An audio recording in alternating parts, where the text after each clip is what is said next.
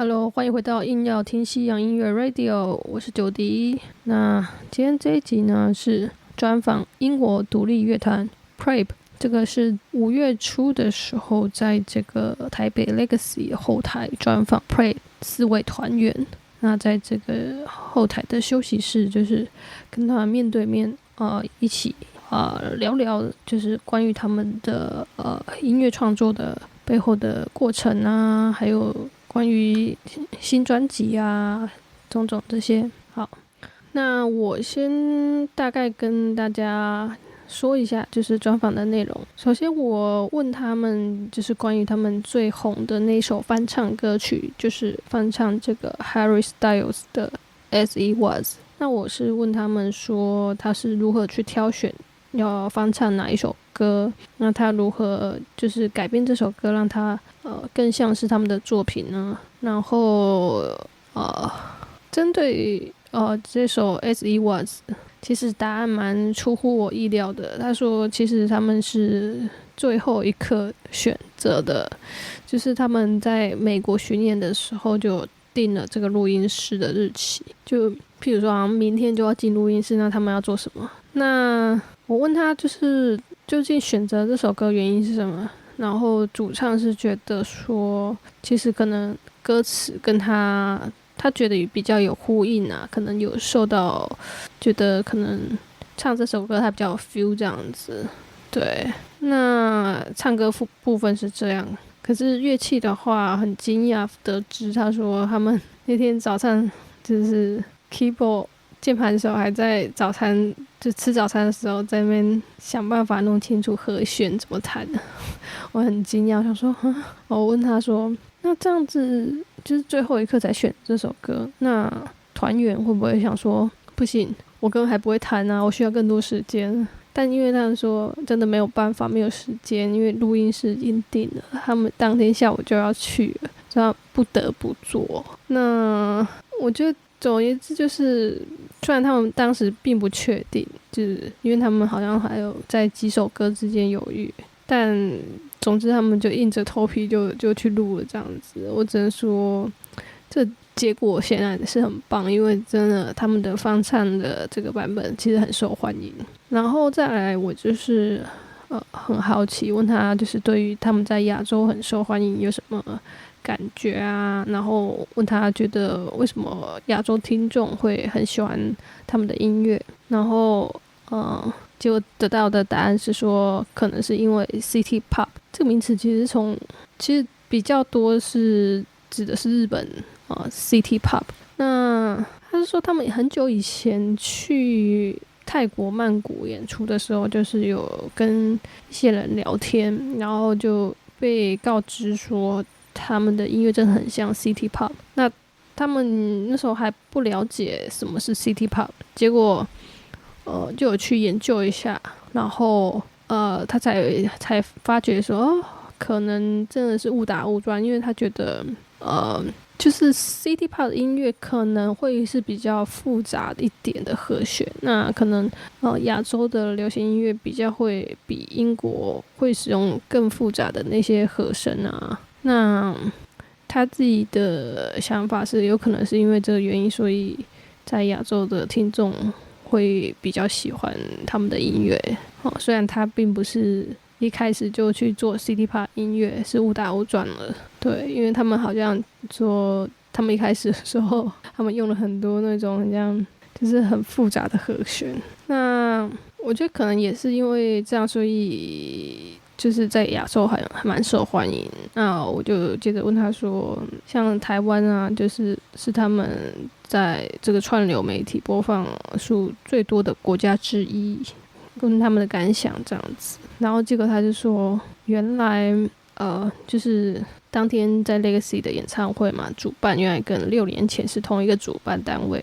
那他就说就是这个主办有跟他就是欢迎他们再度回来台湾开演唱会，然后他们才惊觉竟然已经有6年了。对，他说因为要不是疫情的话他们早就回来了。然后再来我问他们就是合作伙伴嘛，就是他们有很多合作曲。对，那最近他们发行了新歌 Coy 就是跟这个一个乐手合作叫 Eddie Chacon。OK， 然后基本上他们很喜欢跟一些乐手合作啦，因为他们会就是敬佩一些人，然后就想要去接触他们，然后就跟他们一起演奏乐器这样子。那至于如果是合唱的部分的话，我有问到说，就是他跟这个泰国的创作男歌手 PREP 合作嘛。那我问他就是说，跟来自不同背景的这些音乐人合作的话，他们是怎么一起创作的呢？那他说他们是在曼谷巡演的时候跟他在录音室里面合作。那他有提到说，他的背景是在纽西兰长大，所以有一点纽西兰口音。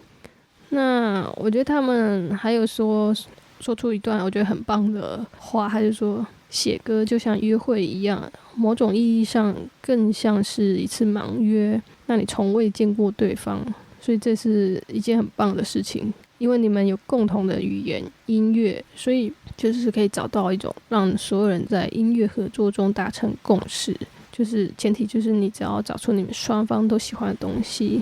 对，那他们就是说那次的合作经验其实很愉快，然后也很顺利，因为很有共识这样子。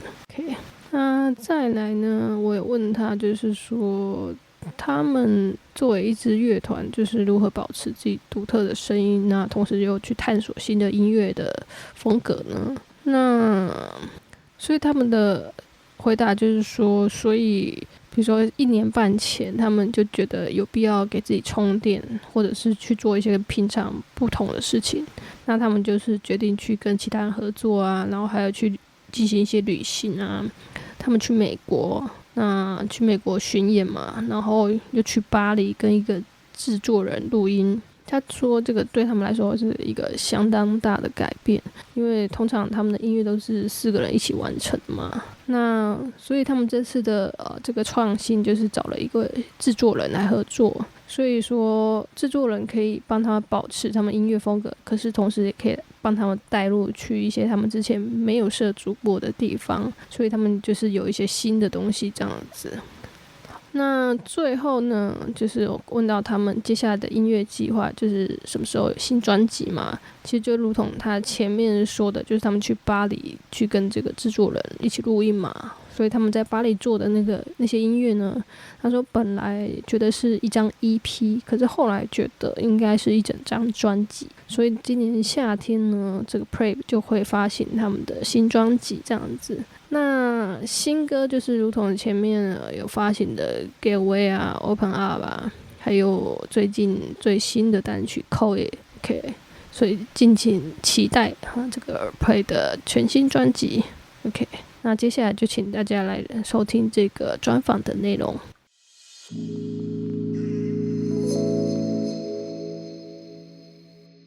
Okay, hello guys. Hello. You guys made a lot of cover songs. So I wonder, how do you guys pick songs to cover, and what do you add to make them sound like PREP?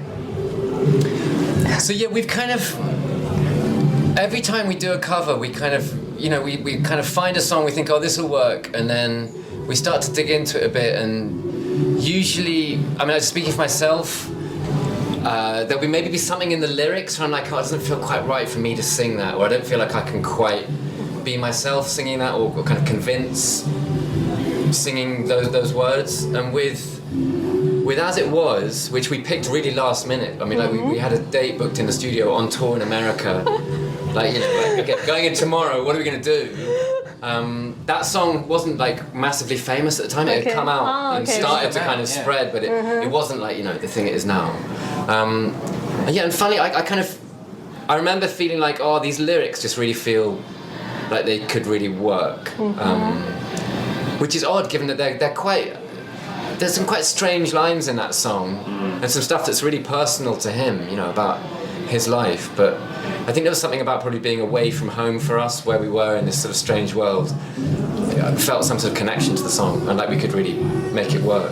That, thinking about the singing side of things, and then instrumentally, Yeah, Llewellyn was there at his keyboard, put on the breakfast table in the Airbnb where we were staying, trying to work out the chords that morning.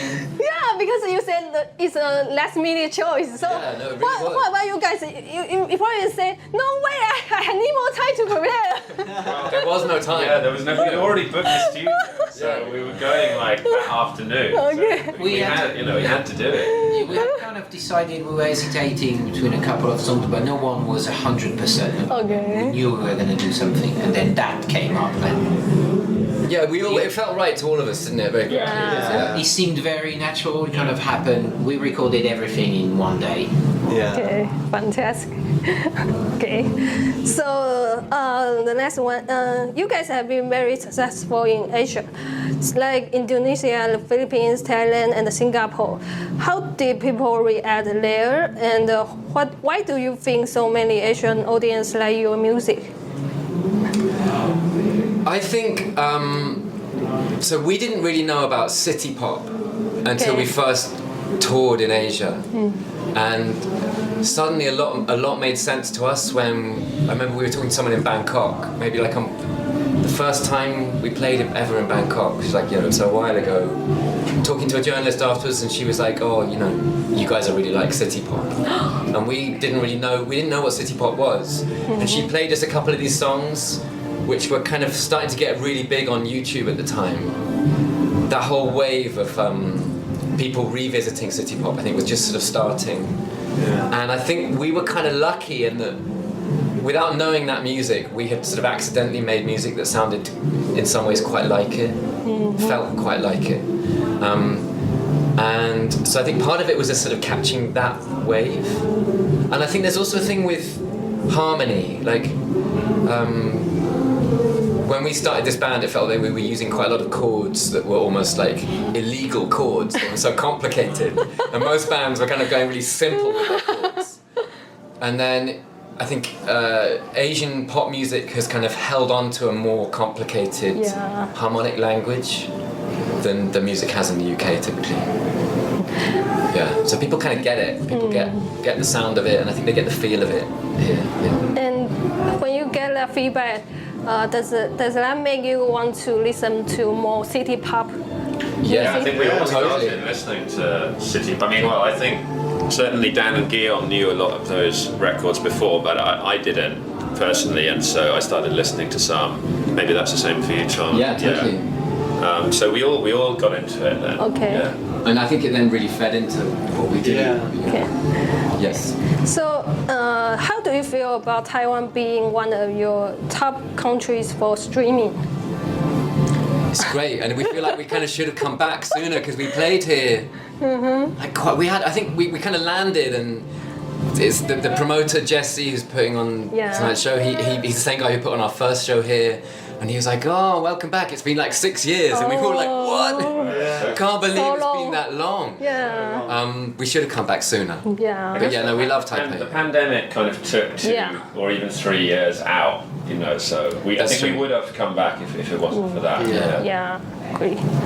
Okay, so if each band member had to swap instrument for one performance, who would play that, and how do you think it will affect your sound? Ooh. Yeah, swap. It's the end Did of you the say band. swap instrument? Yeah. Ah, okay. I wish I could play sax, but I can't. That would be good. I'd maybe have to go on keys. I'd like to play the drums. I used to play the drums, but I can't play anymore. Okay. I would play bass. It's the only other Guillaume thing. would play, Well, yeah, that would be good. Only one string, I mean, easy. I'd sing, to be honest.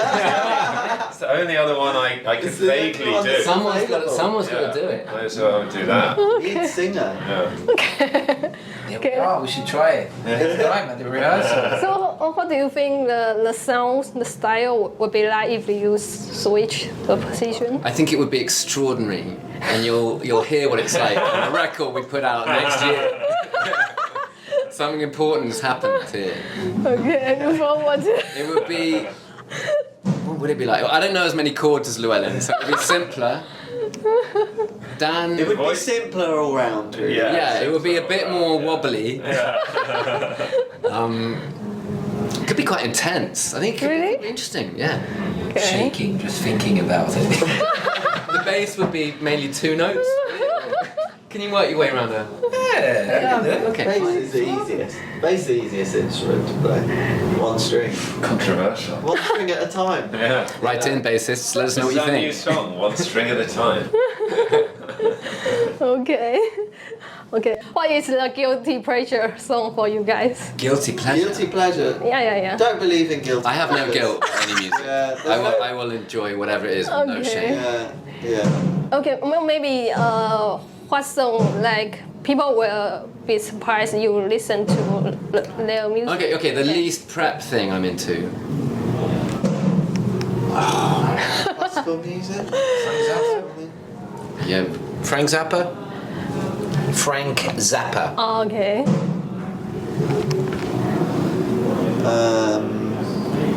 I really like a lot of quite weird, like electronica. Matt Moss. Okay. Yeah, I've got maybe like Faust or something like that. Faust? Yeah, like German, like rock, like krautrock. And stuff. Okay. Oh, I love a bit of that as well. I'm into somewhere like extreme music. So I would say Extreme like metal. Japanese group Melt Banana, sort of punk group, who I absolutely love. Yeah, I think people would not associate them with PREP. I'm also into Melt Banana. Yeah. I saw them play in Bristol. Nice. Yeah. Okay. Amazing show. Yeah. Okay. So, looking back, you guys have done many collaborations. So, what do you look for in a potential collaborator, and how do these collaborations influence your music? That's a really interesting question. I mean, Well, the one with Poom is the only one, really, when we wrote it together with the collaborator. I guess it's kind of... there's a new one. Yeah. Yes, With Eddie Chacon? there's the new one. We have a new track out on Okay. Wednesday next week, which Okay. actually has a collaborator. So. Oh, okay.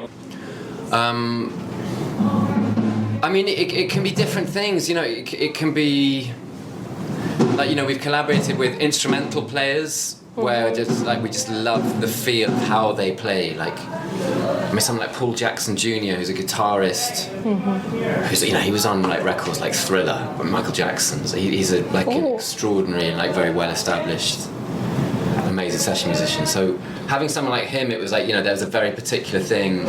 We know that you are just the best person in the world at doing this. Yeah. Would you be up for coming and doing on a PREP record? And he said yes. So that was like, you know, dreams come true for us. And then there's other people where it's more like a kind of, it's just a vibe and we sense there's something interesting could happen if we got in the room with them together. Like Eddie Chacon, who is on our new song Cool It. Yeah, we hooked up with him in LA because we just, you know, we love his sort of music and the feel of how he does things, and yeah, and it really worked. Got in the studio and good things happened very quickly. Yeah. It's always like some sort of we admire people and we'll approach them, and if they've heard of us, there can be a mutual thing, and then that's how these things happen. Okay. So, your latest song, Getaway, features the Thailand artist PREP. So, how do you navigate the creating process when working with artists from diverse backgrounds? It's always been easy and straightforward. Like, yeah, we got in the studio with Poom in Bangkok when we were there on tour. I mean, his background's interesting because he spent a lot of time in New Zealand, I think, growing up. I always forget that. Yeah, he's got occasionally you hear it in his voice. There's like a slight New Zealand twang on the odd word that he says, which is really cool. It's like the easiest, like songwriting. You know, it's like, you know, it's like it's like going on a date. You know, it's like a blind date in a way. You often you've never met the person before, and but it's such a great thing to do because you have a thing in common, and that's like the language of music, you know, and you can really, everyone can kind of find a sort of way to get on the same page when you're collaborating on music. It's just a case of finding out what things you both like, you know, and So it's easy, you know. Well, I think even though like some of the collaborators have been very sort of culturally diverse, musically we've really been on the same page and sort of feel like we're all part of a similar sort of scene in a way, you know. So there's a lot of shared language there straight away. Yeah. Okay. We are close friends with a Taiwanese band as well, which we will not name, but Okay. we're hanging out with them whilst we're in Taiwan. Okay. All right. And next question. As a band, how do you keep the balance between staying true to your signature sound and exploring new musical territories? How do you see PREP's sound progressing in the future, and what elements or styles are you eager to incorporate? That's a good question. That's a very good question. Maybe. In a way, yeah, this is what we tried. We worked a lot on this last year because we got to a stage about a year and a half ago where we felt like it would be nice to recharge our batteries and maybe trying to do something different from what we usually do. So we decided to collaborate with other people. We traveled a bit. We went to America and went back on tour. And then we went to record with a producer in Paris. And that was, to be honest, quite a big change for us, because usually when we make our music, it all happens with the four of us at every stage. And here we had someone else which in a way was in charge, which we hired in order to make the decisions, some decisions for us. And that he helped us choose which songs to do, which songs to record, and how to do that. And I think in a way that he helped us stay true to our sound, but he also, would it be fair to say, took us a bit somewhere else as well, to other places we haven't been before. And this is kind of, we have new songs now, and some of them we actually just started performing. Okay. We're really excited to see the reaction of the fans tonight, because it will be actually the third time we're going to play some of these new songs. And I think it's fair to say some of them are a little bit different from our usual sound. So yeah, it's an interesting period. So you guys were like nervous about how your fans react when you are exploring the new music style?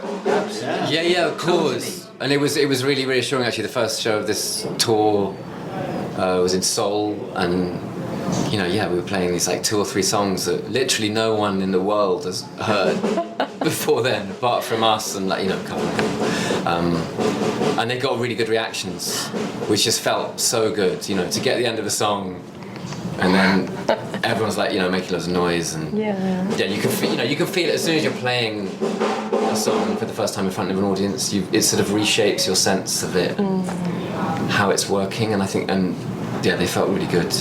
Yeah. Okay. All right. So the final question: can you guys give us any hints about what you are working on next? Any new album coming out? But there is, So there is a new album coming out pretty soon, and we're really excited about it. I think if this is coming out after when we can even say the date, aren't we? Well, it's going to be rough. It's going to be in the summer. Okay, this year. I mean, what we've been, the music that we've worked on in Paris is now an album, and it's coming out this summer.